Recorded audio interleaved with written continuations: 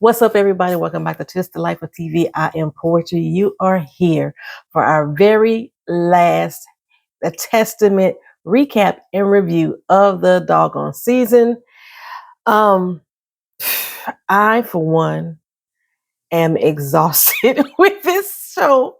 I'm exhausted with the show. I am so happy to be at the end of the season. But one thing that I do want to say, I appreciate each and every one of you as viewers who have came through this channel to support this video, to support this content, to interact down in the comment section, build up the community here. I love you all for it dearly. So with that in mind, I'm gonna go ahead and get an early start on our shout outs for our winners of last week's trivia. Who was the one to sing or who made the statement? See, Daddy, sinners have soul too. Yeah, who made that statement? That was Suge, Avery, and we had a plethora of winners. So let me see if I can back it up and find y'all names. I try to write them all down so I wouldn't forget nobody. Kawandala Hall. Kawanda? I said it, I added an extra L. Kawanda Hall, NCCU. Sarah Santora, 8592. Anna LA coming through with the knowledge every week, 2956. Shonda B, 36. Cole Goodman, it's so good to see you again, 1032. Come on through. Always a lady who always winning, 2217. More for sure, 609. Okay, this name here, it says GMFKN Outlaw 3761. When I saw that, I said, good morning. No, I didn't. I said, good motherfucking outlaw. That's what I said. So I don't know if your name is good motherfucking outlaw, but that's the way I pronounce it. Then we have Tav Mudez. Tav Mudez. Oh, there's no N in there. TAFMUDEZ. Aaliyah 4046. Chrissy Budgets. Hey, turn up. D Moore 8193. One of my A1 day ones. None your business, Google. Okay. Shireen S. I said last time I was gonna get it right, but damn it. One. Okay. T Weirder 14877. Kelly Marshall, Foot MD. I may need you. I may need a foot doctor. I'm telling you. Ocelot and Buddies, 2713. Hey, welcome back. Haven't seen you in a minute. Thank y'all for participating in our Emoji Vault trivia. I don't even know if I got trivia this episode because this one is going to be long. I'm going to let y'all know from the beginning, this one is going to be long. I wanted to address some a comment from last week's video that I did not respond to. And the reason why I did not respond, because I wanted to talk to you directly. Cobain Bride, what's going on? How you doing? Welcome to the channel. So last week's episode, I mentioned that where the fuck did the Martha outfit come from in Becca's house because she ain't got no damn Marthas. And Cobain Bride had put in the comment sections that Becca's family does have a Martha's, but their household only has one or two because they have a small household. Shunammite had said something along the lines of them having a small household. That's why they only needed one or two. That is not 100% correct. The statements that you heard were correct, but that was not about Becca's household. In episode 1, in episode 3, in episode 4, they talked about the fact that Becca does not have Martha's in the household. Her daddy is not a commander. Only the commander's households get Martha's. Her father is a dentist. He has a higher up position, which is, remember why I said in the beginning, in the very first episode, why the hell would Becca be in wife school when her father is not a doggone commander? I talked about that before. You may not have been here first episode. But anywho, they don't have a Martha. The conversation that you remember hearing when Shunammite made that statement, they were at the wedding, and at the wedding, they were talking about why Garth's family didn't have Martha's to help them out with his situation because the father's a paraplegic. They were in his household when they were doing the bridal party. And this is why there was only one or two Martha's available. Becca's family does not have Martha's. If you need evidence of proof, I will post a picture up on the community chat. Um, I have the spark notes from the episode. Again, I'll be on the fan wiki Don page all the time, the fandom wiki page all the time. I have the book itself. She does not have Martha's in that household. Okay, I think I cleared it up. Again, if you're new to this channel, thank you for coming in. Like, comment, share, subscribe. All the stuff that the YouTubers tell you to say. Thank you. A big shout out to Chrissy D2 for giving me thanks. If you hit the little heart button, you can donate to the channel and give a thanks just similar to a super chat. She gave that to me last episode. I appreciate that as well. Helps the channel grow. Helps me give out giveaways and surprises and stuff like that. With the exception of the emoji vault, that mug is always loaded. And then what else is I'm gonna say?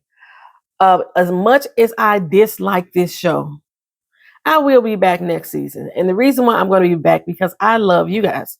That's it for real. I like having conversation with people about this show, whether I like the content or not. I talk about that in the recaps and review. That has nothing to do with you guys. I love interacting with you guys. So I will be back for season 2. They have already been approved for it. And we're going to come back and we're going to talk about the show. And you may hear me bitch and gripe about it again next season. Okay. What time is it? It is 6:30.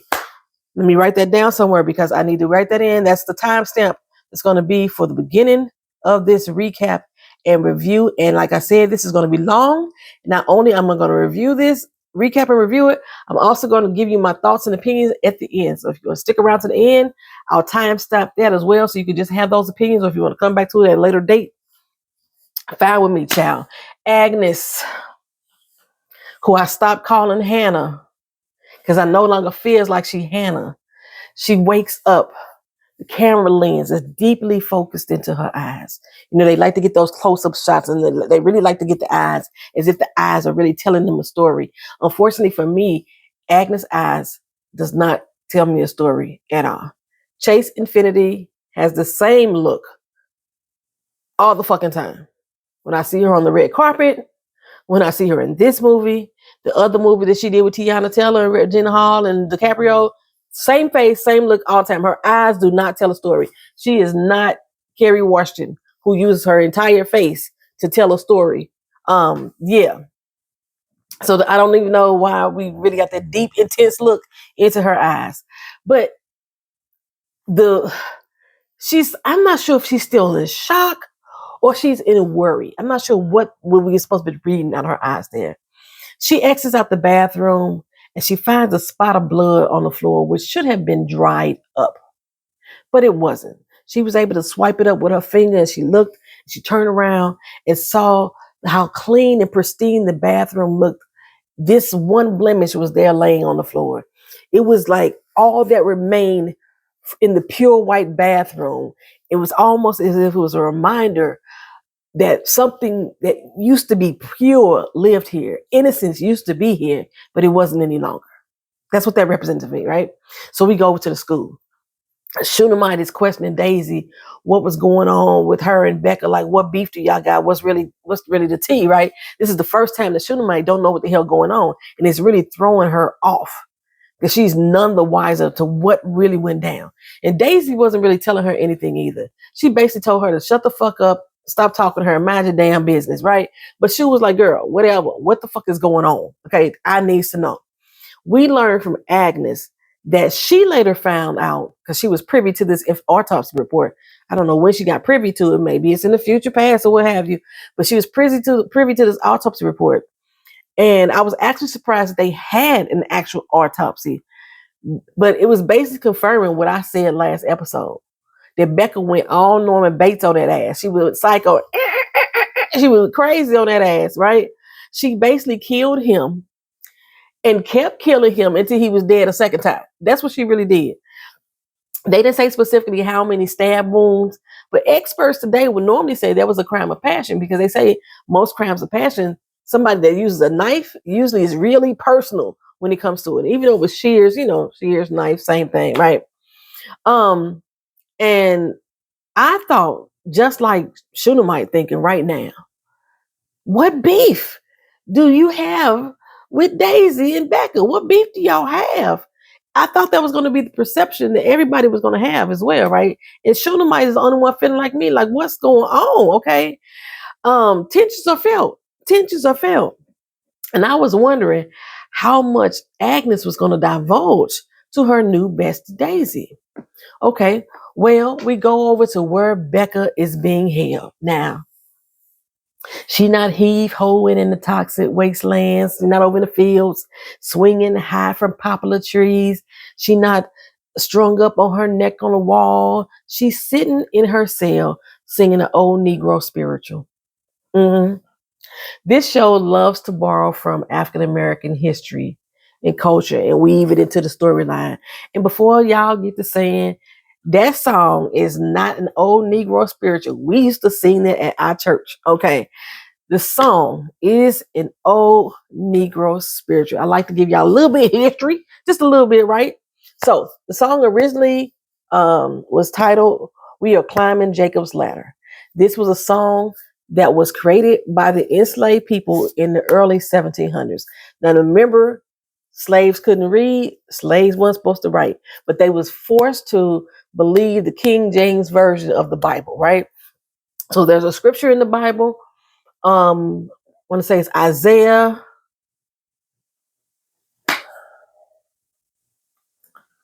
In the book of Isaiah. In the book of, I know it's in the book of Isaiah 60. Isaiah 60. Okay.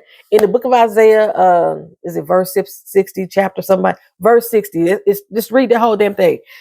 So that verse is what inspired the song "We're Climbing Up Jacob's Ladder." Now, being that the enslaved could not read or write, they were not able to put the lyrics down, and they therefore not given the credit that they were the ones who came up with the song. We don't know the specific enslaved person who did it because they weren't attributed that. They just kind of took that song and embedded it into American religious folklore. Okay, so around the late 1900s, the section about Noah's Ark, the floody, and they going, all the animals going on the ship two by two, children of the Lord. What is it? Rise and shine and give God the glory, glory. Rise and shine and give God the glory, glory. Rise and shine and give God the glory, glory. Children of the Lord. It's taken on all kind of different paces and everything like that. But that was introduced in the 1900s, and it was used or put in there in the 1900s, I want to say 1920, to help indoctrinate children. They wanted children to become more familiar with the Bible and then be more relatable to them. So they added that in, and they used that version, the remix, and changed the name of it in the 1920s, the remix. And then it became the song that we know today. They started singing it in Bible camp, and they were singing it in vacation Bible school, stuff like that. Okay, so yeah. So just like most things that Black people have created in America, they were stolen from us, not giving us credit for. We were kind of whitewashed out of it. What have you, what have you, what have you. But that song is an old Negro spiritual. By the way, Becca, she sound real good too. She sound real good. If you would have been on this channel for a while, when I first introduced who these actors were going to be for these roles, I you may recall me saying that the actress, her name is Matea Conforti, that she actually played young Elsa in Frozen 2. So the girl got pipes because they be singing their ass off in Frozen. I don't really like the movies Frozen, but still, they be singing their ass off in Frozen. And she was the one who played the voice of young Elsa in Frozen 2. Mm-hmm. Aunt Lydia swings by the jail, okay, where she's being held, and she's frazzled. Okay, have you eaten? Why do y'all have her restrained? Take these cuffs off of her. I got you, boo. She's telling this to Becca, and Becca is still there. Children of the Lord. She's singing her butt off, right? Okay, and she's singing it so soft and melodic. Her voice is beautiful to me. Anywho, I am like, I'm not understanding Aunt Lydia at this point. Because she's telling her, we're gonna fix this, we're gonna get you out of this. Other than try to ensure that she is married off, under his eye, what have you, what have you. This show has given us no reason to believe Aunt Lydia gives a damn about these girls. All of her backstory has been completely omitted by the show writers. The only thing that they did with her backstory is to rewrite history about why she is with Gilead to begin with. They are playing in our faces with this fucking rewrite. Even this version of Becca right here, Becca didn't kill her daddy. Okay. This is a complete rewrite as well, which I'm not too mad about this rewrite. That could have happened, you know what I'm saying?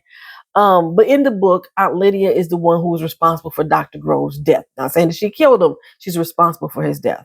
Okay. But without knowing Aunt Lydia's backstory, you wouldn't understand why. And I think they kind of fucked it up in episode 8 when Agnes told Aunt Lydia about what happened to her, or what she believed happened to her. And she didn't understand, or she said she didn't know in the narration, she didn't know what Aunt Lydia was about to do. Well, Aunt Lydia didn't do anything. Daisy did. Remember, we talked about that. We saw that Daisy did it. Aunt Lydia didn't do anything. But in the book, Aunt Lydia did. And I think they dropped the ball on the storyline when they made her do that narrative line saying she wasn't sure, or she was surprised that Aunt Lydia was going to do something. Anyway, well, after that conversation, there was nothing else to suggest that Aunt Lydia was who she was. But in this moment, she's going to go speak with Commander Judd. Now, because they have taken Commander Judd's storyline and gave a lot of it to Commander Weston, because again, Commander Weston is a made-up character altogether. I was surprised to see Commander Judd at this jail, because they have put Commander Weston in charge of the eyes, and the eyes are in charge of policing and security. So I was surprised that Judd was there. Judd wouldn't have anything to do with it any longer, since they have rewritten his story and gave it over to Weston. But anyhow, she come up to him like, okay, what's up? What's the tea? What we doing here? What we doing here? And Judd said, we ain't doing nothing. What you talking about? She killed her dad. She killed a leader in the community, right? A woman killed a leader in Gilead. And Aunt Lydia said, don't be dense. You know good and God doggone well, he was no man of God. You already know the tea. You already knew the story, right? We both know what his conduct consisted of. And I was like, Aunt Lydia, don't you be dense. Okay, none of these men are good men. Okay, you ain't a woman of God either. Okay, let's be real. Okay, but Aunt Lydia tells him, you know what? She is about to be executed. Okay, just say, hey, the past is the past. What we talking about now is the future, and how we gonna deal with the fallback, the repercussions of what is happening here. Examples must be made, right? If we let her get away with it, it will set off a chain of future events. That's my words, not his. Okay. Well, Judge says, look, okay, fine. She is fertile. I can understand. She could be a handmaid. Handmaid. Either that or go on the wall. Those are choices. The courts are going to dictate her fate. And I was like, the courts? Anywho, Aunt Lydia, she like, no, we can't let that happen. So Judge say, there is no we anymore, Aunt Lydia. Again, this is another drop in the ball here, because you as viewers who only watch this show have no idea what they mean by we, because we have not seen her and Commander Judd interact together at all during this whole fucking show, this whole season. We have not seen them interact.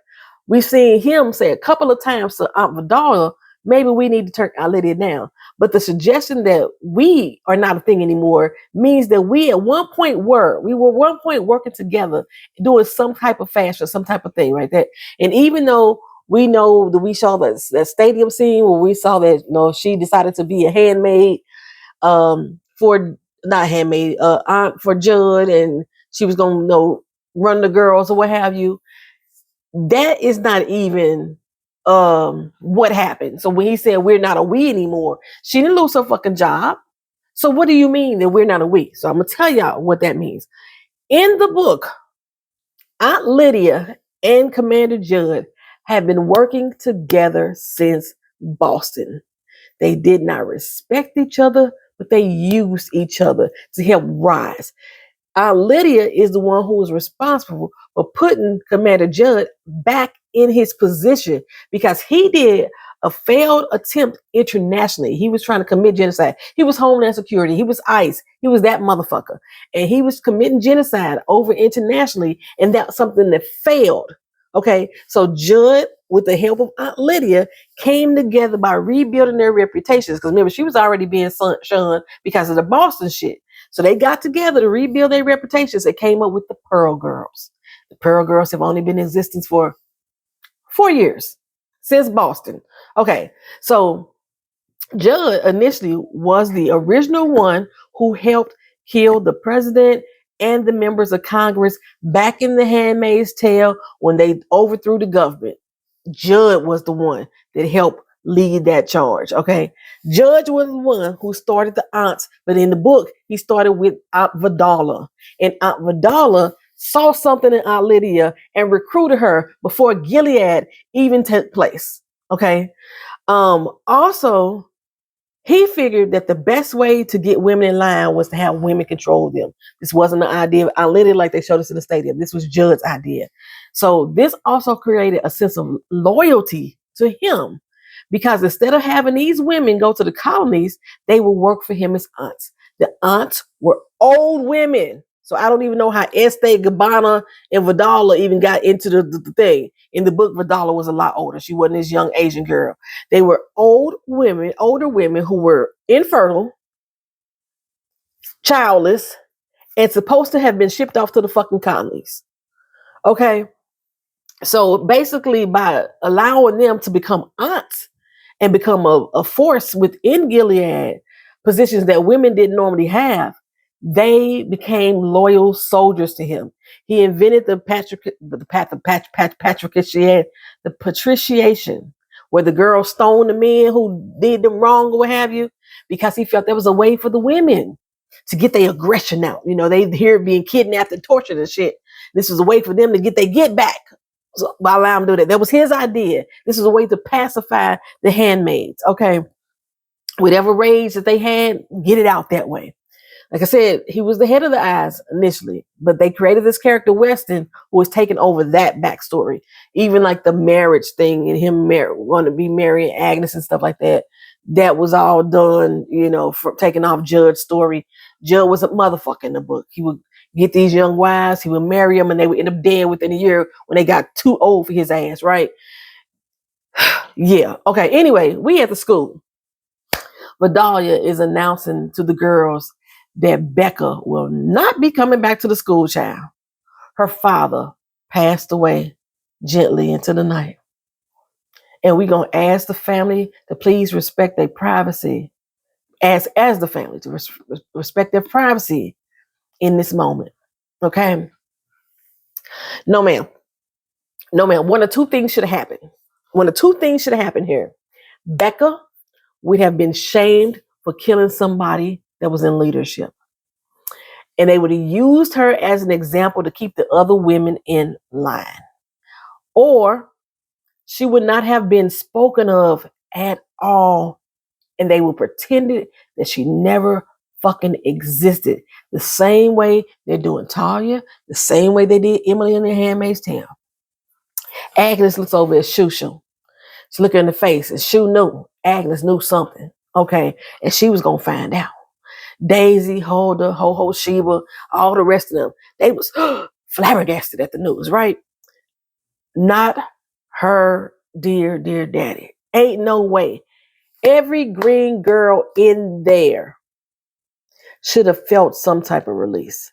Because you can't make me believe Agnes was his first one. You can't make me believe that Hulda was the last. Just about every green girl that came through there should have been relieved at some point. Okay. I can talk about this because my mother told me I could talk about this years ago. My mom found out 50 years after it happened that the man who raped her had died. Not killed, just died. He was killed. He was killed in a car accident. And it actually, his death happened 1 year after the assault happened. But my mother didn't find out till 50 years later. And the relief that she got when she heard that man was dead was indescribable. You cannot make me believe that the news of his death only brought sympathy from these girls for Becca. They only cared about the Becca wasn't coming back to school. There should have been some. It should have been something. You know what I'm saying? Are they trying to convince me that Holder don't feel some kind of way about this man dying? Agnes did, because they right now were the only two victims that we actually know of. Agnes had the realest fucking response. They started to pray for Dr. Grove.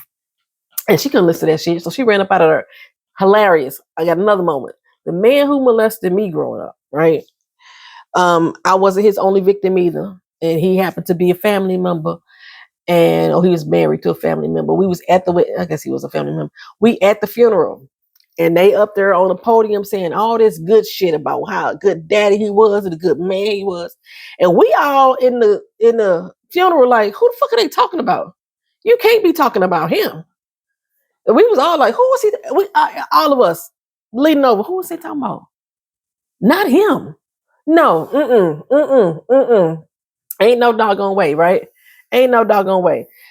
Agnes, that would have been her. She'd have been back there at the back of that doggone church. Was like, I know you fucking lying. I know you lying. They started to pray for his ass, talking about how a good man he was, how the Lord would provide and all this and other. And she ran her ass up out of there. Now, this part right here is unbelievable to me. She ran up out of there and not a single fucking aunt stopped her. Immediately, nobody followed her. She was allowed to run off on her own. But when Becca needed to run outside, get a breath of fresh air, Gabbana was on their ass. Her and Agnes back inside even slapped her ass with a damn pointer stick. This writing is so loose booty. Oh, this writing is so loose booty. It's like a blown out sphincter to me. I'm just saying, tighten it up. Tighten up this damn writing. Y'all better come back next season and do something better.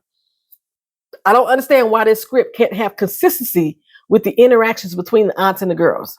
I don't understand why this script can't have consistency with the discipline that Gilead has already fucking established. Y'all seriously want me to believe that the Marthas, who basically are non-existent, are the ones feeding all the girls all this information. They giving them all the tea of life. But ain't nobody got tea on what happened to Becca's daddy. Nobody got tea. They all hush now. Everybody at the school is confused and clueless. Daisy is, if anything, Daisy should know that what really happened because she's a fucking operative of Mayday. Okay? And Garth being the one who hauled her off like into the Ninja Warrior's arms, he ain't shared his information with his damn operative. Okay? And speaking of Agnes, who she running to? She ran right into Garth's arms. This motherfucker is everywhere. He is definitely Nick 2.0. He is every motherfucking where. She ran across the playground right into Garth's arms. Okay? How coinky fucking dinky is that? Where is she? Where is she? You told me you was going to take her to the hospital. Ain't no motherfucking way you thought that he was going to take her to the hospital. First of all, you didn't even talk to Garth. You didn't talk to Garth. How the fuck did you believe that he was taking her to the hospital since you didn't talk to him? When did he tell you that? Okay. Why would he be telling you anything anyway? Apparently, your daddy is the one that called him.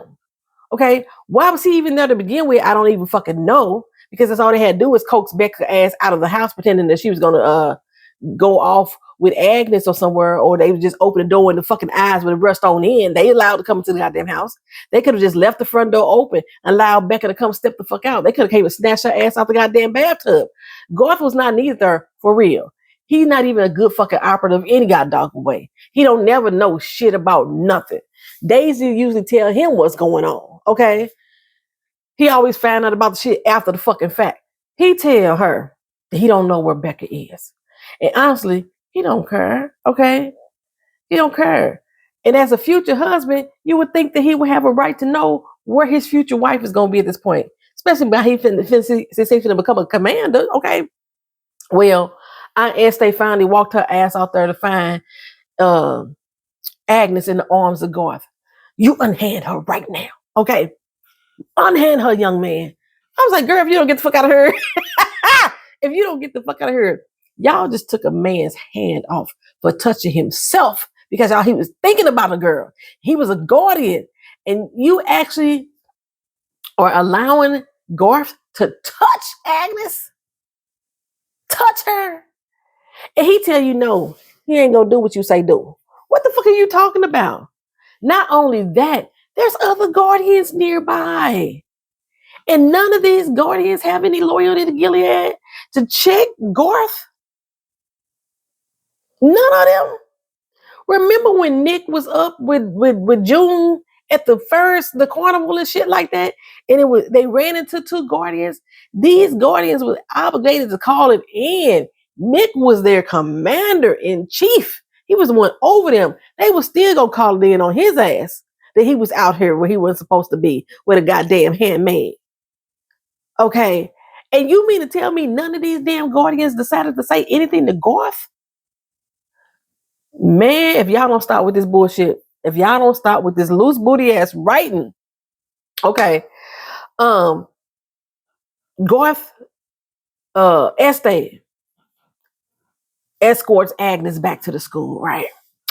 And tells her along the way that if she was to report her being with Garth so openly, that she would be thrown out of the school. What? Make that make sense. Thrown where? They are not fit to put this commander's daughter out of this doggone school because her entire purpose is to marry a commander. Are you kidding? Girl, bye. Back in the school, all these girls do. So all they do is hang out in the fucking hallways or go to embroidery class. Agnes comes back in and shoo Daisy and hold to pull her off into the bathroom. Again, such inconsistency. You just had Estes chase her ass out of the building to bring her back in and she wasn't where she's supposed to be. And they charter her ass into the goddamn bathroom, lock the door behind them. They put some pink girls out, lock the door behind them, and no aunt is anywhere to be found. They have no true structure in this school. And it pisses me off to the highest of festivity. Why aren't the aunts aware that these 4 girls just dipped away on their own into this bathroom? And not only that, like I said, they keep other people from entering the bathroom. Inside, they drill Agnes on what really happened. What's going on, girl? You're going to have to tell us something, right? And she like, the eyes took her. Okay, what did she do? What you mean the eyes took her? What she do? Girl, she was covered in blood. Whose blood? What did she do? Daisy say, no, what they going to do to her? She say, girl, they done took the eyes, done took her. So Agnes like, well, maybe they're going to show her some mercy. They don't do mercy here. Evidently they do. Evidently they do. Okay. But anyway, Daisy say, we need to do something. We need to do something to help her. Like what? Y'all don't even know where she at. What y'all gonna do? But Agnes agrees and she bursts out the bathroom. She runs up on Vidala, confronts her. Like, what are we doing to protect Becca? We respecting the family's privacy. That's what we doing. Don't play with me. Agnes say, girl, I know what happened. I was there. What are y'all doing to protect her? This is my thing. Why would they be doing anything? Why would they be doing anything? This is supposed to be a school, a place of learning. Why would you expect the teachers to be doing anything in regards to a crime that Becca just committed? She wasn't at the school when it happened. Why would they be doing anything? But I do like this conversation that followed, right? Okay, so Vidala brings Agnes off to the side, brings her to her office, only repeat the same thing. We're not going to do nothing. Agnes says that's unacceptable. Y'all are supposed to protect us. That's what you tell us all the time. When you say that you are the shepherd of the Lord. Vidalia rebuts, but she did not do anything godly, so why would we protect her? Okay? She thought she did. Okay? She thought that based off of what you guys teach us, that she was doing the Lord's work. Okay? And if she truly believed that, it's because y'all taught her that. And if she is wrong, then you are a fucking liar for telling her. If she strayed from the path, it's because of you. Okay? You failed to teach her the truth. I was like, well, okay now. This first time some dialogue made sense to me. Okay? Now, I honestly, again, think this was a very laid out speech. very beautifully written, but it makes me question, why now do you, Agnes, feel that feel this way? Why do you feel it now? Because just a few hours ago, you thought she did wrong as well. Okay? You thought that she was so mentally broken she needed help. She had to go to the hospital to get fixed. Why did you feel that way if you thinking that she did the Lord's work too?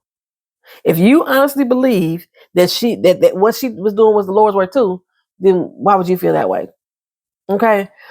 What help or what would she need help from if what she believed was the Lord's work that she was doing?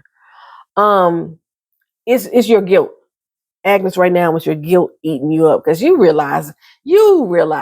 This something don't feel right. It don't feel right in your spirit. Okay. And Vidalia was like, you know what? I'm gonna call your goddamn mama. What I'm gonna do is I'm gonna pray for her. Again, the way that they have these women react on Estee, Gabbana, Vidala, every time that they say something that was like fucked up, they had them look off in the distance. I don't know how many times that was written in the script, just to look off in the distance, to make it appear like you feeling shameful, but then your actions say something totally fucking different. The entire season. They have done that the entire fucking season. Okay.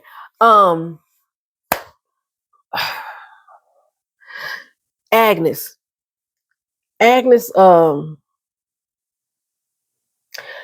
You could have been the one that provided her the help in the beginning when she came to you. But I know you're a child. But I'm gonna say that you are a child. And you honestly didn't know what to do either. So you told your parents. It was the best thing for you in your mind is to tell your parents, and your parents misled you and convinced you that, yeah, we're gonna let her go off to a hospital. Hospitals that y'all don't even know, don't even fucking exist. Because again, who put it in the comment section? Somebody put it in the comment section. JD. JD said it so well. Hold on, let me help my spot. Let me get my spot. See if I can pull this comment up that JD said so well. Oh, I pinned it. It should be at the top. Yes. So JD, JB, J, not JD, JBB02. I'm not answering my phone. My phone is ringing. Hopefully y'all don't hear it on the end. So what's it? So in the book, if y'all didn't know, Dr. Grove actually molested Becca. It would make sense for her to actually kill her father. Like that's why I would say that the fact that she killed her father and they changed that storyline, that really didn't bother me much. It's that everything that came around it, how they making the fall out of it. By them removing that story, they are only making it seem like she only did this for Agnes in the Lord, which she's too fucking intense for that. She has this love for Agnes that is unrequited and unnecessary. There's nothing that she like. Why? Okay, so what was I talking about?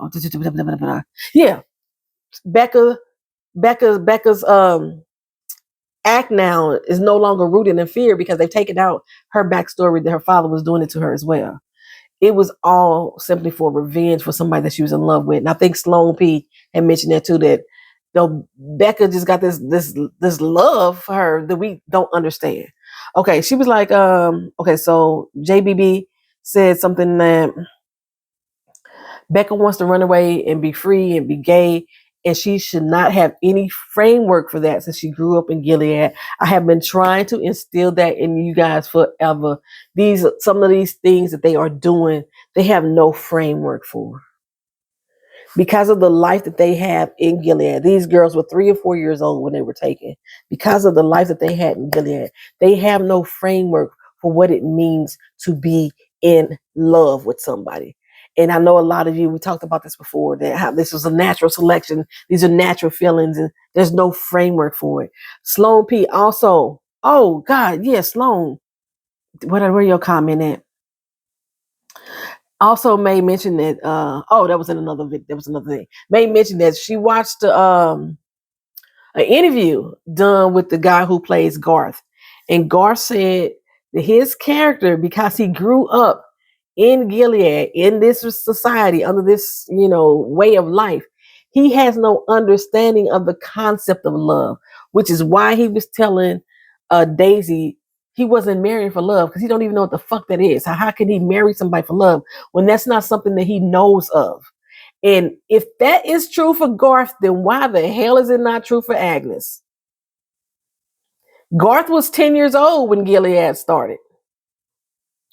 Agnes was 4. So you trying to convince me that Agnes understand what it means to be in love and to want this man for themselves, to want to have babies with this man, and be this man's wife. And she grew up in the same fucking society as this man who says he has no idea what love is. That was from one of his interviews. He talked about the type of person that he is, being Garth. Also, what is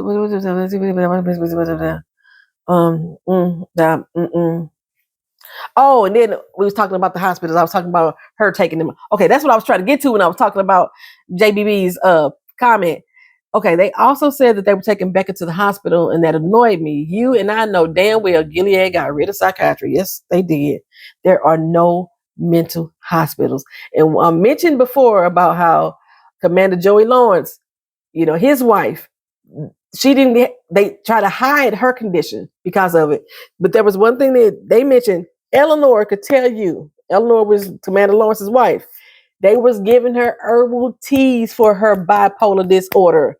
I forgot that whole tidbit. Yes, they was giving her herbal teas that they was running through Jezebel's. They was getting it through Jezebel's. Herbal teas. So it was contraband to help treat her mental disorders. There is no fucking psychiatry in mental hospitals. So the fact that she even mentioned it, yeah, she should have went to the hospital. Like, why? Why would you think there was going to be a goddamn hospital? Whew, I'm talking a lot. Okay, so here we go. Where am I at? Damn, my highlight, I made everything bold. Let me undo that.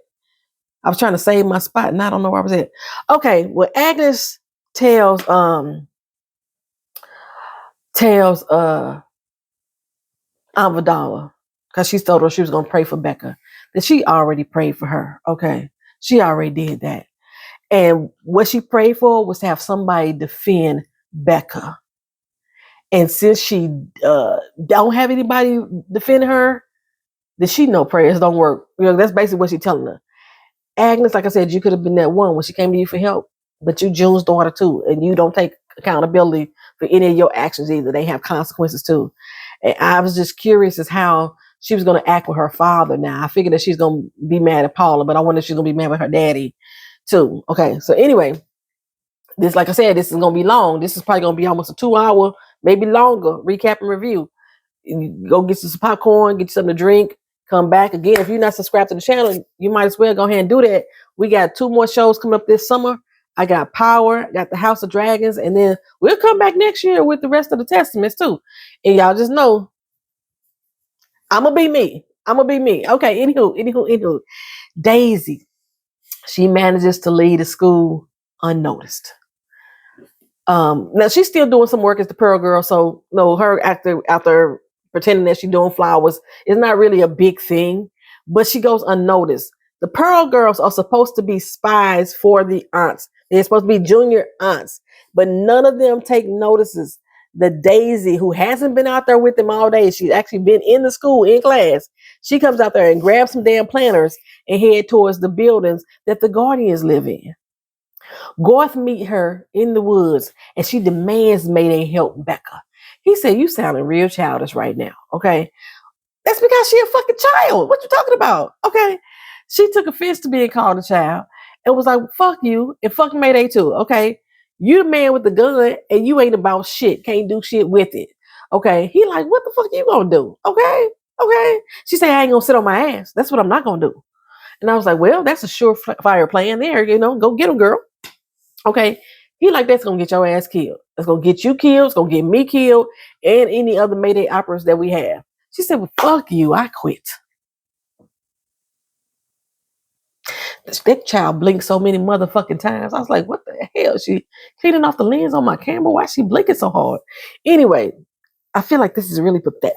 This is really pathetic here because any real rebel with a loose cannon out there would have shut that shit down immediately. Okay? But Mayday as an organization has always been shitty, okay, when it came to actual structure and defensive and offensive guidelines and stuff like that. They allowed June to go rogue many times and continue to let her go rogue as well. No matter how many lives were in danger, how many lives were lost, the first sign of weakness, they would have been on her ass if they were not a weak organization. The first time that Daisy expressed doubt that she couldn't do this, they would have pulled her ass out of there, especially being a fucking child. The number of times she's asked y'all ass to leave, and y'all keeping her there like a fucking hostage. And now she can tell y'all, oh, fuck it, I quit. She been told y'all she was done. Okay, if she go bad shit crazy and ruin whatever fucking plans that y'all have, it's up. It's on y'all. It's on y'all. Okay. Anywho, that Agnes is back at home, and Weston stops by to check on the wifey. He excuses Paula from the room, told her to go get some tea. She never did come back with that goddamn tea. He wanted to have a one-on-one with Agnes though. Like, what's going on? What's going on with my boo? All she wanted to know was what can he do to get Becca back. He say, no, I can't do nothing. She broke God's law. And it doesn't matter that he did it first. She can't take matters to her own hands. Agnes hit him with, well, what if she did it to protect me? He said, what you talking about, Willis? What you talking about? Now, these men have their fucking egos, right? And when she said she did it to protect me and he got all up in arms, okay? She said, I'm one of the girls that he hurt. His motherfucking ego was crushed. Now, he like, how dare this motherfucker touch what's mine? That's how he felt. He's told her, I'm going to do what I can to help you. Now, I hate this show. Woo!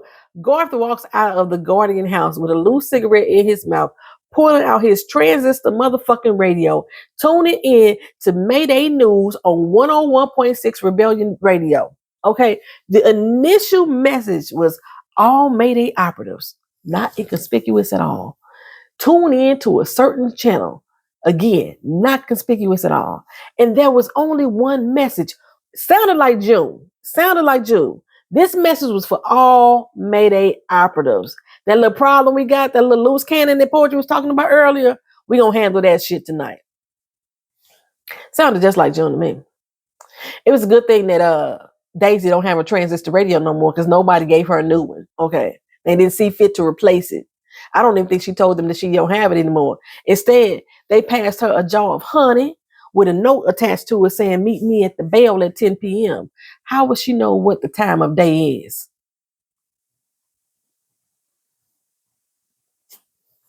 Well, Weston did as promised. He brought Becca home and told him this is a little temporary situation on. In 3 days' time, she gonna be in the custody of the state and gonna be reprimanded, right?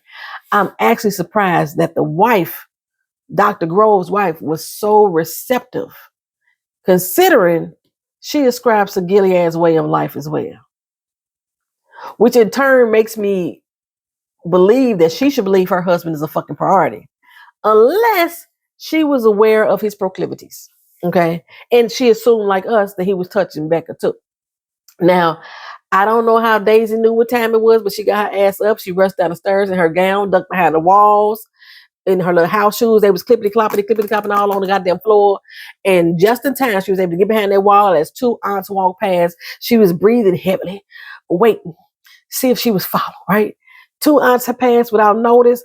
And the silence that came behind them gave her the courage to keep on moving forward. She ran out to the doggone house in the cool air across the field of what should have been heavily fucking guarded place. Okay.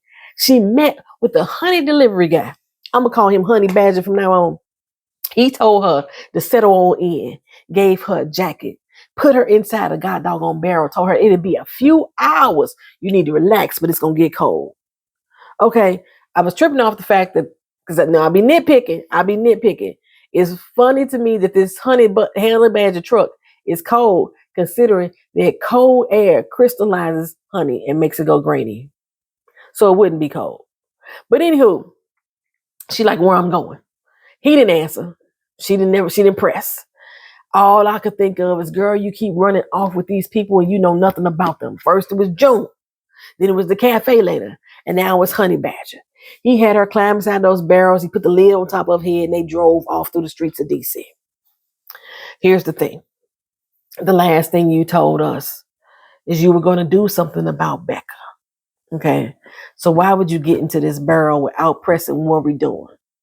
Okay. They came to a halt, and she is greeted by headlights of a boat heading towards the dock. And out comes this blonde hair figure. And I said, there go June. Okay. I knew it. Elizabeth Moss was not going to make it all the way through this finale without showing her motherfucking pie face. It wasn't going to do it, y'all. Daisy's like, yay, you're here. You're here. Or we going to get Becca? Because remember, that's the last thing that she said she was going to do. And she said, no, girl, we come to get you. A few other people, they ran past June to the boat, look like Martha's and field hands. I don't know what it is. Why they keep making these damn people look like runaway slaves? And I swear one of them had a lantern and they was carrying the ware and all that stuff. They wasn't dressed like eco families. But why, again, did they look like they was coming out of Roots? Okay? Even in the way that they moved. They reminded me of people running for freedom. But technically, they were running for freedom. They were. Anywho, Daisy's like, wait. I want to help Becca. Joe said, well, you can't. Okay.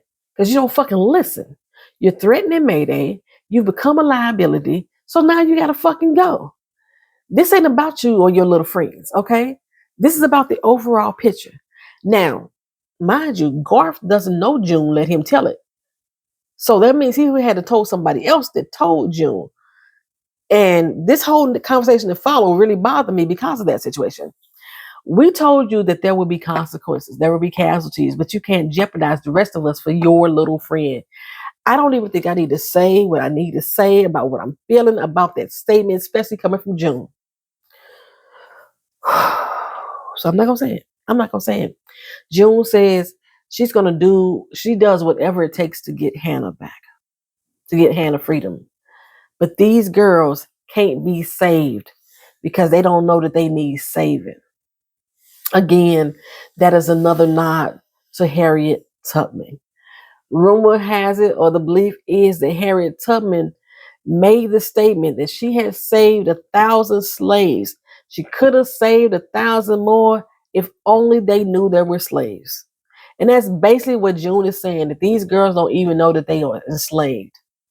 So you can't save somebody who don't know that they need to be saved. They don't know that they need to be saved. Now, just 4 years ago, Agnes was writing her name as Hannah, okay? And the Marthas tell them all they need to know, let y'all tell it. So they should know something. She's always asking about before. Why would you even know about before? Because you supposedly ain't got no memory, Agnes. Why do y'all keep asking about before? Okay. Ooh, I just realized right now. They changed the girls' ages in this series, and that affects Hannah's age. Hannah would have been just born when they were captured and not 5 years old. That just gave me a headache knowing that this entire timeline is fucked. Oh my gosh. Anyway, Daisy begged and begged and begged June to let her stay. If only you knew these girls, okay? She started telling her pieces of who they are. When she mentioned Agnes's name, June was like, hold up, Agnes McKenzie? Yes, the one and only. Oh my God. You her mama, ain't you? Mm-hmm. Now, June, you cannot make me believe that Mayday didn't know Agnes was at that school. Stop fucking cap. Stop the fucking cap. Bruce Miller, Elizabeth Moss, and Margaret Atwood, for allowing them to do this shit to your piece of work. I despise y'all very fucking fiber. Book time. Mayday knew who Agnes was the entire time. They have always known that Agnes is Hannah. They've known where she's at.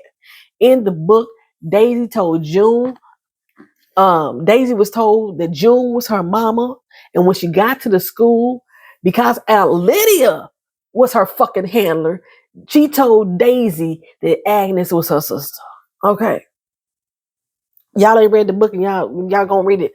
It ain't gonna matter. Y'all ain't gonna remember shit I said. But I swear, I don't think I've hated an adaptation of a book this much since Girl on the Train. This much since Girl on the Train. Even with the Game of Thrones, they kind of left that story alone a lot. And that's 5 fucking books. And they made some changes, Littlefinger and Sansa story. They had some changes to that. The Ramsay Bolton, they didn't marry him off to Sansa. He was married off to Sansa's friend who was pretending that she was Arya. Other than that, the storyline pretty much stayed the same. But even with those changes with Sansa, and she was like Littlefinger's illegitimate daughter, pretending to be his illegitimate daughter. Even with those changes, the writer, George R.R. Martin, was pissed off that they did it. Like, what the fuck are y'all doing? Why is Margaret Atwood allowing them to do this to her fucking work? I don't understand. Now, I'm assuming these people are escaping Gilead, like I said, they little runaways in the background, and they are sitting there having this whole fucking conversation, having this heart-to-heart. A heart-to-heart that just told Daisy that we can't sacrifice all for one. But when she heard Agnes's name, that gave June the inclination to do it again for me. Go ahead, girl. You can go on stage. You going to try to get my daughter out. Some shit that I ain't been able to do in 15, 20 years. 15 years. 15 years. I ain't been able to do. I done forgot about it. Well, she told Daisy no at first initially, but she said, Daisy said, believe in me, girl. Believe in me. I got you. You got to start trusting somebody other than yourself. I could do this. It's my time now. So she said, okay, go on, stay. Just stay safe. I don't think I can. They did this whole secret rescue mission to get Daisy out of Gilead. And without conferring to anyone, this is what I'm saying, pissed me off about this conversation later, without knowing what Daisy's plan may be, without even telling Honey Badger he taking Daisy back, he risked his fucking life. And now he got to risk his fucking life again to sneak her ass back in without any type of explanation. She jumps back in the truck and she heads back. Now, mind you, it took a couple hours to get there. And if they got back and nobody noticed she was gone, I was going to throw my fucking TV. Thank goodness somebody noticed because I didn't have to throw my TV. We back in the school. Vidalia is coming to the library where Lydia sits, and Lydia wonders if Vidalia is there to gloat. Take over her job as everything starts to crumble down around him. And Vidalia's like, you never even liked me. Not even before. Why is that? Lydia said, it's because you always had it easy. I always had to fight for my place. Did y'all hear what I just said? Lydia said the reason why she didn't like her because she felt that Vidalia always had it easy and that she always had to fight for her place. You mean to fucking tell me you were jealous of this woman? I know you fucking lying.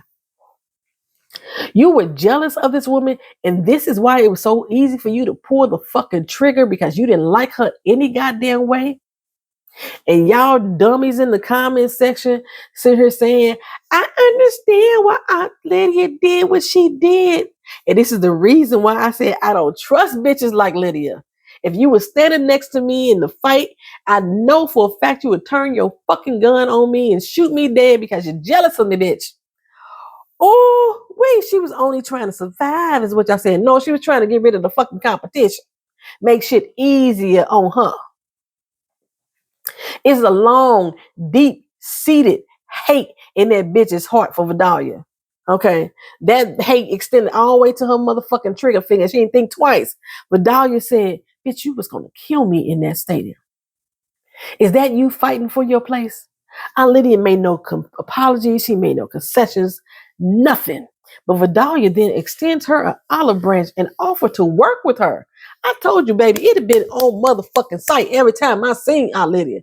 And then to come to find out, bitch, the only reason why you was going to kill me is because you was jealous of me any fucking way on motherfucking sight. Oh, but she offered her the olive branch and said, okay, girl, let's work together. What's the point of all this build up? Okay. What's the point of all this build up that Judd been doing, smoozing Vidalia, trying to say he gonna replace her with replace Lydia with her? What's the point of showing us all that? Okay.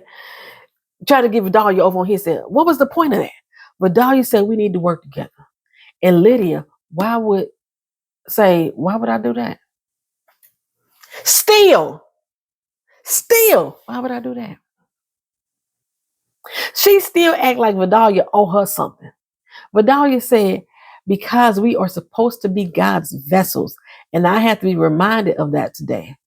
She said, we cannot be the man stranded in the boat, rejecting God's help, rejecting the boat and plane. No, that's what she said. She said, we cannot be the man stranded, rejecting the boat and the plane. And I know that story, and I have absolutely no clue how that even relates to them. Okay. I've told the story many times before on this channel. I told it before when we was talking about religion once before the time. I talked it before doing the Handmaid's Tale, and maybe one other time that I said it just in random conversation on this channel.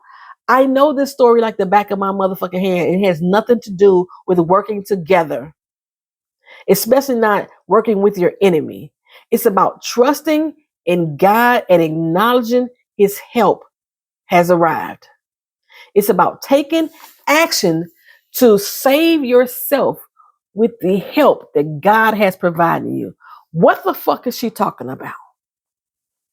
Y'all don't know the story. I'm going to try to see if I can make it short and sweet. I'm probably going to alter a little bit. Anyway, there was a big ass flood coming. I always picture New Orleans during Katrina. That might have been around the time that I heard the story. There's a flood coming.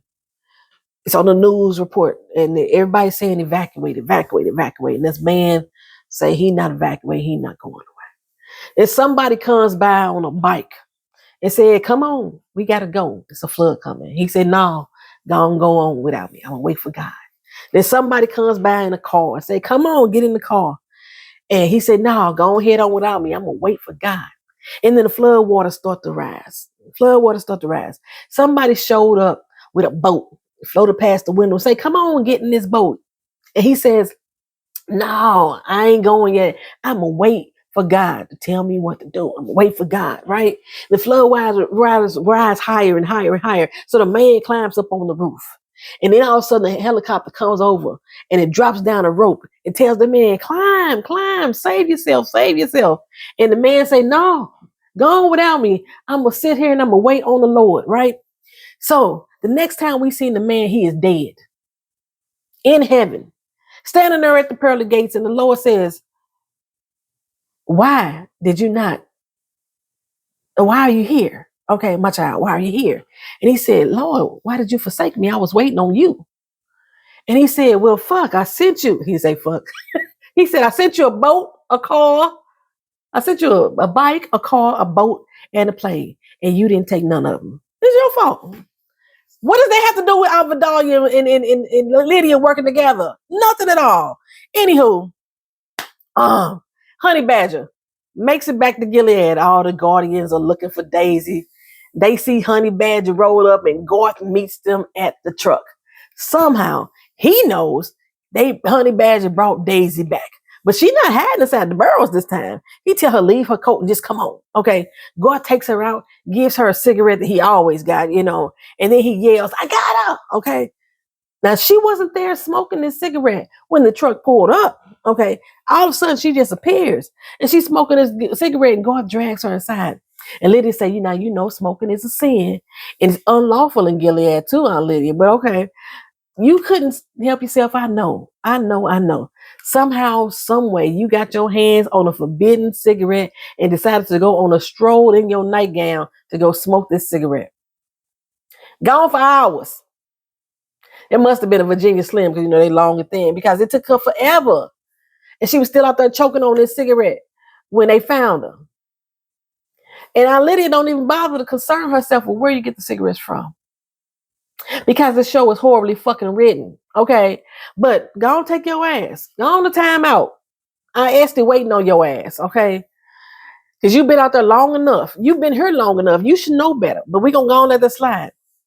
Daisy was like, well, I only did it because I was worried. I couldn't sleep. I was worried about Becca. She said, Becca's not your concern. She's ours. Okay. I consider myself the mother to lost children. I take care of my children. So Daisy say, really? I know mothers who would die for their children. What are you doing for Becca? Okay. Mother. Okay. Again, allowed to question the actions of the aunts without consequence. The real Gilead would never. Aunt Lydia would never. You think that she was getting the backbone though, huh? That's what y'all thinking? She redeeming herself, turn over the leaf. But nope, she's still spineless as fuck. Instead of those words applying to her, giving her an ounce of moral fiber in her being, you know what she did? She took those words and she went out there and she sat down with Becca's goddamn mama and said, you need to die for your fucking child. Put it on Mrs. Grove. Any mother would die for her child. That's what Daisy said. Becca's like, the fuck it will. I would not let that happen because it didn't happen. They already told them what happened. They already know what happened. And Lydia said, no, we sticking to the story. The story is you went into the bathroom and saw your mama standing over your daddy with the bloody shears in her hand. Mrs. Grove is willing to take the fall. She will hang for it. And I doubt without a trial. Okay. Because not only is she saying she killed him, but she also is saying, I was willing to let my own child take the fall for it. So now this child not only loses her daddy because she killed that motherfucker, she losing her fake ass mama too. And Aunt Lydia is fine with this shit, right? But Dahlia, she seemed a little apprehensive, but she goes along to get along. And Mrs. Grove, woo child. She knew she was going to go to her death. Okay. We go over to Agnes's house and at his house. I did a Mike Tyson. We go over to Agnes's house. And Mackenzie comes in and tells Agnes that Weston don't want you no more. You lied and you cheat. And I don't want you no more. I don't want you. I don't want you. I don't want you no more.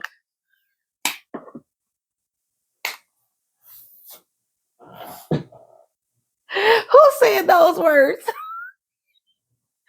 Or what movie was that from? I don't want you. I don't want you. I don't want you no more. If you know who said those words, or you know the movie that it came from, drop it down in the comment section. This is going to be the last gift of the season. I'm going to give y'all a brand new emoji house. 2 stories, okay? I don't know how many bedrooms in there, however many y'all want. Y'all could use closets as bedrooms. Y'all get an emoji house if y'all can answer who said those. I don't want you. I don't want you. I don't want you no more. Or what movie that came from. Anywho, y'all. But yeah, he said he don't want Agnes no more. Now, I'm gonna try to make it sense for you because this is what I thought about Dr. Grove as long as with Weston. Weston likes virgins. Again, I told you he took over Commander Judge role. Commander Judge would marry these young girls. He'd kill them off after the first year when they weren't fresh no more and start over. I believe that Weston likes virgins. And based on what Agnes implied happened to her, that Dr. Grove hurt her, he probably feels that she ain't a virgin no more. Which is why Grove probably did not touch Daisy. I don't know if I said it last episode, but I meant to. I think they like fresh meat. Okay. Untainted by the world. Daisy's definitely tainted. Okay. All the Pearl girls are supposed to be tainted. Well, we already know that, she's spoiled according to the eyes of Gilead anyhow. Mackenzie is like, well, why would he do that? Okay. He I don't know, princess. If I knew better. No, Mackenzie was he was asking Agnes why would Weston do that? And she told him that she didn't know. And he said, well, if he knew any better, he would drag Weston in front of the council and make him responsible for it. All Agnes want to know is what was going to happen to Becca. And Becca's cool for now, okay? Because her mom is about to pay for the crimes. That was Agnes. Oh shit, my phone about to die. Hold on, let me see if I can plug my phone up. My phone about to die. A charger. Hopefully I can charge up the phone. I keep the mic on. Bam. Boom. Hope that did it. Okay, so yeah, she was crying. And I was like, girl, shut the fuck up. Because if I was Becca, I would not fuck with you, not another time. But no, Becca's still in love with her, what have you. But I killed my fucking daddy for you. Not only did I kill my daddy for you, you told your parents, and then they called the popos on me, and now my mama going down for this too, okay? But speaking of going down, Paula down on her knees on the bathroom floor, just scrubbing away, doing the job of a damn Martha. They got 3 of them motherfuckers. Now, she's scrubbing the floor. She got her double shot of a hidden dog in her glass, drunk as fuck. Agnes walks in like, what's going on? Okay, and her mama say, what did you do? Are you happy now? Okay, what did you do? Men don't just leave for no reason. Okay, your friend is going down, is dragging you down, and you allowing her to take you down with her. She's like, no, no, no, no. My friend is good. She got spared. And Paula's like, spared? To what extent?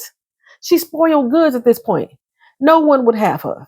And when Agnes asked, well, what about Garth? I wasn't sure if she meant, would Garth still have her? Or does that leave Garth for me? But Paula was like, he'd be too stupid to marry her.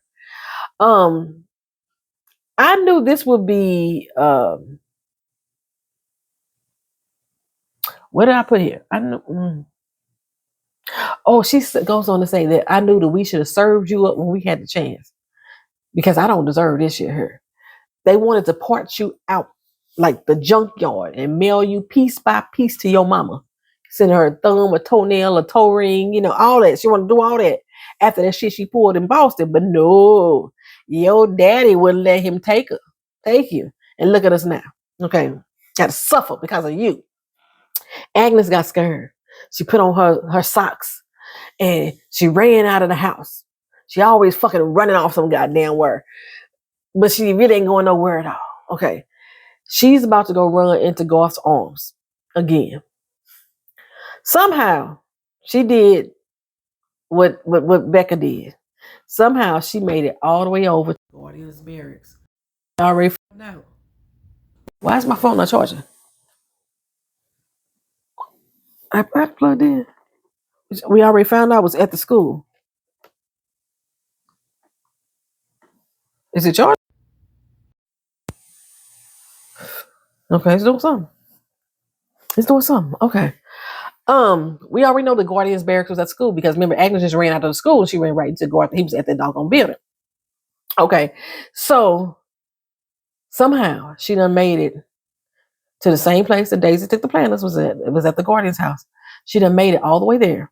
I guess she came or left the same way that Becca came. She went down that long dirt ass road, past the barbed wire, bypassed the Guardians and the dogs that's supposed to be posted up there, hopped on the public bus, minus the Martha outfit. She got 3 Marthas, so she could have grabbed one. And she ventured her way all the way to the grounds where the Guardians live, past their Guardians and the dogs that usually post up outside of them too. Okay. She tiptoes around to the front of the house and she peeks into the bay windows. And surely Garth will be the only one to see her. Of course, he was sitting right there at the front door. She was able to tap on the little window. Okay. Tap on the little window. And I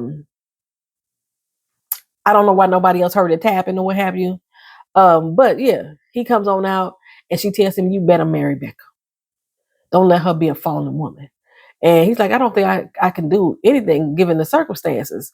And I need to do something different. Hold on, y'all. All right, y'all. I'm back. My phone was not charging. Okay, so she told him he needed to marry Becca. She didn't want her friend to be a fallen woman.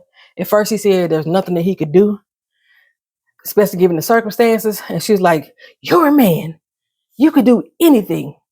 I was like, oh, weak ass, lazy fucking writing. Nobody will understand, is what he tells her. She said, who cares? I threw my whole fucking life away for her. Now it's your turn. I was like, no, girl, she threw her life away for you. Garth really don't owe Becca anything. He don't owe her shit, to be honest, okay? He don't owe you anything, to be honest. But she says, do it for me, okay? I'm going to be the one to understand. That's all that's going to really fucking matter. And she walks away. She ain't worried about the other Guardians no more. Seeing her walk away. I don't even know how she's supposed to get back to where she's going. He stands there on the porch looking at her like a da-da-da-da. The next day, Becca's getting married, child.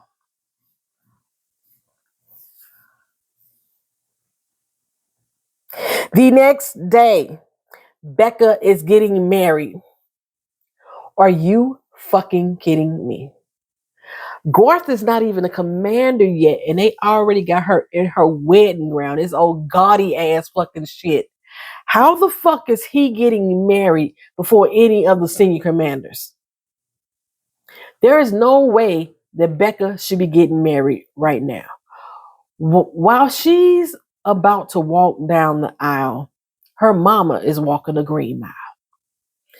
The ninja eye came into her jail cell to retrieve her, and and back at the church, Agnes was allowed to go into Becca's chambers after Esther was calm and try to calm her down. She tell her, "Look, her girl, everything gonna be okay. Okay, despite what's going on, despite your cries and your pleas for your mama, don't worry about it." Becca says, "I know, I know." She stood up and she kissed Agnes, soft and gentle. Agnes even closed her eyes in the moment.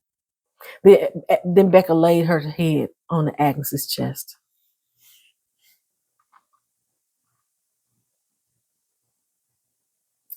The next day, Weston was pinning Garth's chest. Not the next day. Same day. Garth is out there being pinned as a commander. Weston is pinning his chest. And the Plum Girls, Daisy and Agnes, are watching from above. Where the fuck they do that at? Where they do that at? Where they do that at? Y'all don't know who that is. That's K. Michelle. Anyway, when the Plum Girls get invited to such ceremonies? Such ceremonies as this. Daisy and Agnes were there. Judd was there. Weston was there. Aunt Lydia, Estes, and Vidal was all there. They're making a commander of Garth. This is something that is done in front of the council. The sons of Jacob are the only ones that are privy to a commander becoming a commander. No one else. But in this particular case, they're there. Unlike other people who commit crimes in Gilead, Mrs. Grove was actually taken into a court. She wasn't given a trial. She walked in the door and they told her ass she was guilty. She was not strung up on the wall. She wasn't dangling in the park with one shoe hanging off her foot for everybody to see. Nor was she drowned with a rope around her neck, weights on her feet, and dropped into a community pool the way they did Eden and the guy that she fell in love with. They didn't do none of that. She had been given the state's mercy and allowed to be hung right there in the courtroom in eyes of the commanders. At the same time, Becca was being walked down the aisle to Garth. Like I said, the same day he was being pinned. I guess it was a 2-for-1 special, something like that. And Agnes was so hurt she couldn't look.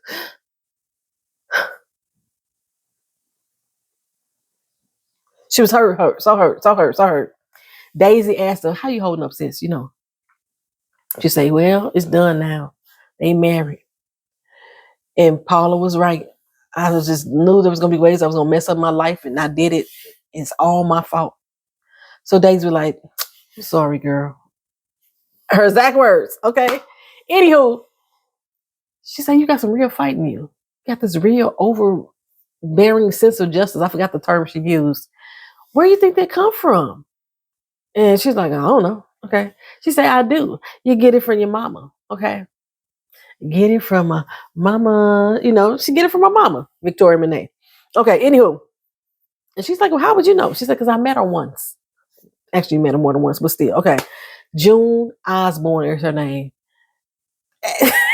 Agnes said, "The fucking traitor?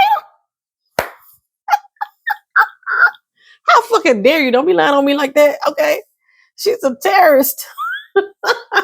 Daisy say she is not a terrorist. She's not a terrorist. And she just wasn't some handmaid. She was the handmaid. And I think your name is Hannah. Took the wind out of Agnes' sails. She didn't believe her at first until she said that. Because remember, just 4 years ago, she had just wrote her name down as Hannah. Okay.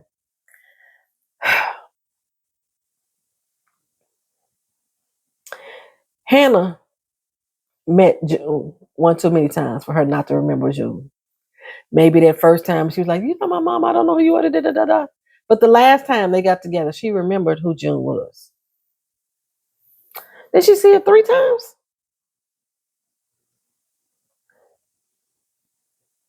I think it was 3 times that she saw it. I might be wrong. It might be 2. But the last time, she wasn't as scared of her. Like I said, she wrote her name down just 4 years ago. Around the Boston Massacre, 4 years ago. She only 16 now. At 12, she knew her name was Hannah. Okay, so Nick, Garth, he takes Becca home. I wasn't sure if the child was drugged or what was happening, what was going on. He walked her into the house. They slowly went upstairs. He laid her down on her bed. She turned to him, made me realize she wasn't asleep. No words were exchanged. He turned off the light in the bedroom and then he locked her in the room. Locked her up there. I was confused as hell. What the hell is going on right now? You're home alone with your wife that you only married because Agnes told you to. You're supposed to be one of the good guys. Why are you locking her in the room?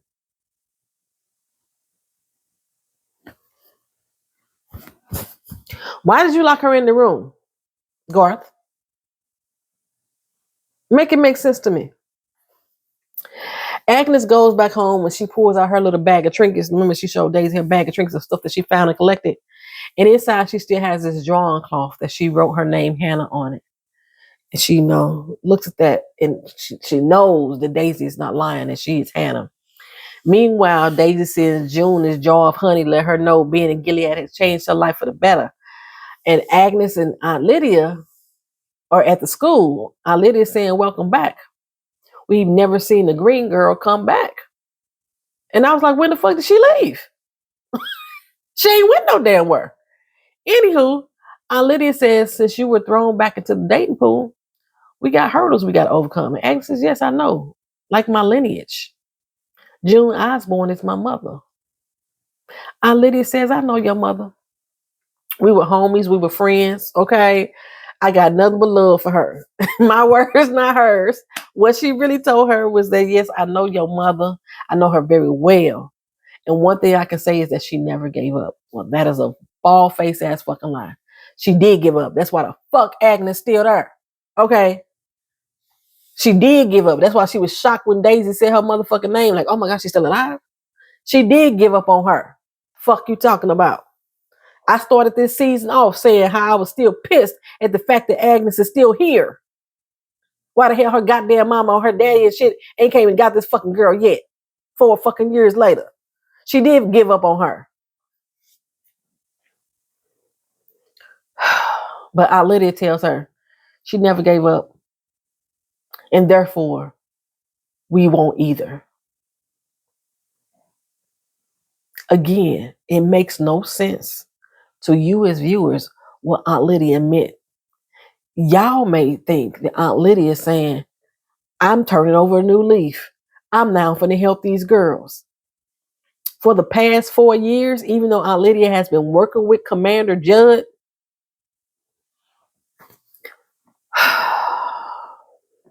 I'm finna spoil it. It's finna be a spoiler. Aunt Lydia has been working with Mayday. Because again, I've mentioned several times, Aunt Lydia is supposed to be Daisy Handler. Aunt Lydia has been a Mayday operative. She's secretly writing a fucking book. But they have removed her fucking story, which y'all heard me complain about that in the last couple episodes. I'm pissed off at the fact that they keep removing shit out of the goddamn writing. They removed Aunt Lydia's backstory, so you didn't know what the fuck was going on her. She seemed like she was just a random ass fifth wheel in this whole storyline. And now at the end, we're going to do it together. Aunt Lydia been doing it. But she was doing it for her own selfish fucking reasons. It wasn't because she was trying to help. She was doing a Commander Joey Lawrence. He just liked the fucking game. He wanted Gilead to be ran the way he wanted to be ran. Same thing with Aunt Lydia. It's not that they believe that Gilead is wrong as a whole. They just want him to do it a different way. That's all that shit was. It wasn't because she really give a fuck about these damn girls. She was doing the Nick, how Nick was playing both fucking sides too. Only the reason why he was helping because he was doing it for June. He didn't give a fuck about anybody else. Anywho, child, that is the end of this season. Y'all let me know how y'all think about it, how y'all felt about it. This is a long ass video, child. Yes, indeed. I appreciate you again so much about you guys being here. And if you made it to this point in the video, y'all are some real ones. This is an hour and 25 minutes in. There was so much from this storyline that could have been better. No, I do not like this show. They took a great piece of written work, even though the story was a horrendous tale. The way it was written, the way it was presented was good. Even when they transferred that story over to TV to make The Handmaid's Tale, they still had you at a point where you were just overly intrigued and you were rooting for people to succeed. You were rooting for Gilead to be taken down. These girls here in the Testament don't even know, as June was saying, they don't even know they need to be saved. Because they have taken out of the script that these girls are kidnapped from their parents. They should have at least made that clear to you as the viewers, since Bruce Miller claimed that he wanted the Testaments to be a standalone story. He really didn't want you to have to depend on The Handmaid's Tale. That is a key factor that should have been presented in this story to make us understand why Gilead is so fucking bad, why there is Mayday, and why is there this resistance that's supposed to be going up against them.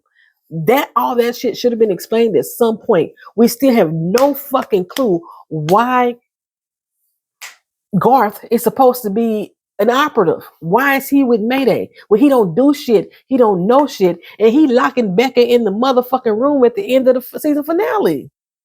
Whose side are you really goddamn on, sir? I got a headache. Oh, I just got an instant headache. I be hoping I don't stroke out and shit like that. And I be for surreal. Y'all just don't understand all this.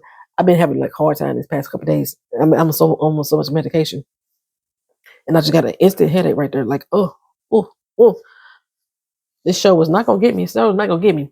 So yeah. So as far as the actors are concerned, I think all the girls or the young ladies did a great job. I didn't give a fuck to see June in this season. I didn't give a damn to see Rita. I know y'all love to see Rita. Y'all love that addition to the storyline. I really could care less if fucking Aunt Lydia was here. Because I was mad at the fact that they was writing her a redemption arc anyway. Okay. The way that they have changed the backstories for every single character, I mean, they've changed everything for the most part. It's almost okay. Yeah, this is not The Handmaid's Tale or a subsequent story to it because it doesn't make sense. It distorts the timeline. It like I said, some of the small changes, like Becka killing her dad instead of Aunt Lydia being responsible for it, I can accept some of those adaptations, but to completely change some of these storylines, to completely change these girls' ages, just really pisses me off. We don't even talk about Judd and Penny anymore. None of that. It was almost like Judd doesn't have a place in it anymore. They brought up the fact that Weston was supposed to be domestic abusing these girls, and somehow now he's no longer part of the storyline either. Like I said, if you don't read the book, then I'm not spoiling shit for you. But if you're gonna read the book, I'm spoiling shit for you. In the book, Judd was supposed to marry Agnes. Commander Judd was. Shit happened. Things changed. And Shunammite ended up being the one that's supposed to be marrying Judd. All of that has changed. Maybe Shunammite's going to be the one to marry Weston now. I don't know, child. She still ain't even had her cycle. Yeah, I'm very disappointed in the grave changes. They didn't make just small, minute changes. They didn't make changes to make the storyline flow better. They actually left out so much of the storyline that it has us in the comment sections speculating what they could be doing. Well, maybe this happened. Well, maybe if they did this, then nothing. I think somebody would say it. They might have been Sloan too. Had said, well, maybe June and Agnes was twins and stuff like that. And they got separated. We had, maybe it was some stories coming up in the comment section that was like, don't make it make sense. And it didn't.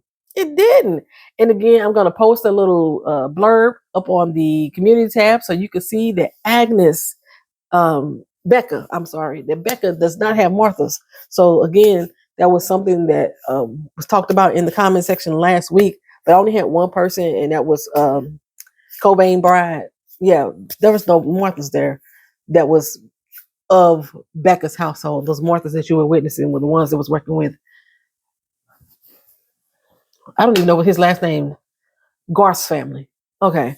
Um, the poisoning of Garth's daddy also doesn't make sense because there was two battles in Boston. There was one where June and them took over, and then they had that little fallout and the battle that happened afterwards. But then there was the most recent one, which was the reason why a lot of those commanders couldn't get married this year, because it was another attack on Boston. So they really didn't explain to us which one that Garth's father was involved in. Even if it was the old one, I know a lot of you were speculating, well, maybe it was the cake. It wasn't supposed to be the cake. It wasn't the cake either. Because the cake didn't do anything to put everybody to sleep. It didn't kill anyone. And it didn't make anybody physically disabled either. There was an assassination attempt on his life specifically because he was the one that was leading the Boston attack. And that's why Mayday wanted to take him out specifically. And that's how he ended up being a paraplegic. But again, it still doesn't explain to me why Garth is so rebellious, wanting to take down Gilead. One of you guys had said in the comment section too that maybe it's because his daddy was a good man and they turned him into the man that he is now, which would imply that he was always his father. None of these commanders had children of their own that they brought into Gilead. They all took somebody else's child. So that's why I was like, Garth was 10 when Gilead started.